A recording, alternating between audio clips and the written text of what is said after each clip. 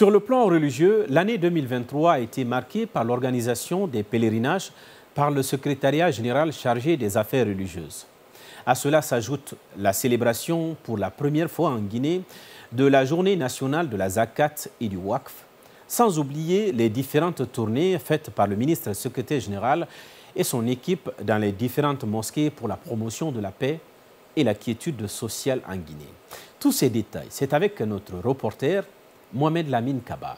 L'année 2023 a été une aubaine pour la Guinée d'envoyer plus de 10 000 pèlerins à la Mecque, contrairement des autres années. Un pèlerinage qui a été caractérisé par une planification mise en place par le secrétariat général chargé des affaires religieuses afin de désengorger le centre islamique comme par le passé. Il s'agissait de répartir les candidats au pèlerinage par zone. Cela a permis aux organisateurs de ce 5e pilier de l'islam de maintenir ces pèlerins sur place jusqu'à leur départ sur la terre sainte de la Mecque sans aucune difficulté majeure. Cependant, si tout s'est bien passé en Guinée, tel n'a pas été le cas à la Mecque, puisque plusieurs Guinéens ont perdu la vie par suite de la maladie. Une situation qui n'est pas restée inaperçue. Au retour au Bercail, le secrétaire général chargé des affaires religieuses et son équipe ont organisé une conférence au centre islamique de Donka pour non seulement informer l'opinion nationale et internationale sur cette situation douloureuse,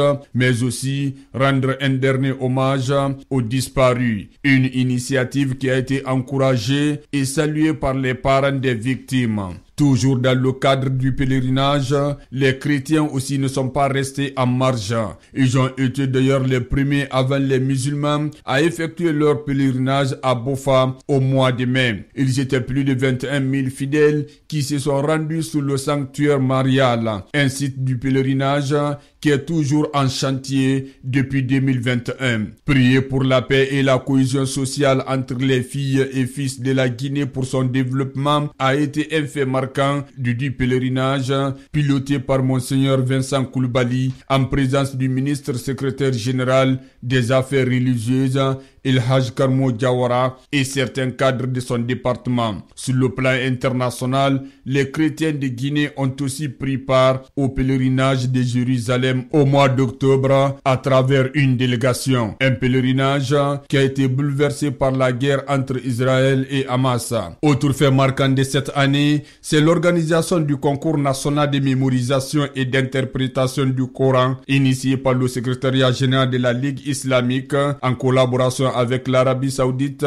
La rencontre qui s'est tenue au Palais du Peuple a regroupé plus de 200 candidats composés de filles et garçons dont l'âge variait entre 11 à 30 ans. Une cérémonie qui a été placée sous la haute autorité du gouvernement de la transition. Toujours dans le cadre de la mémorisation du Saint-Coran, la Guinée a été honorée à la 63e édition du concours de mémorisation du Saint-Coran par Omar Touré. Une cérémonie qui s'est tenue en Malaisie le 24 août 2023. À son retour au Bercail, le 30 du même mois, le jeune Guinéen a été accueilli par les autorités religieuses du pays ainsi que ses parents à l'aéroport international Ahmed Sékou Touré de Conakry. Autre activité non des moindres menée par le secrétaire général chargé des affaires religieuses, c'est l'organisation des séries de formation, de renforcement des capacités des imams et des chroniqueurs islamiques. Ce, pour éviter la mauvaise interprétation des principes islamiques.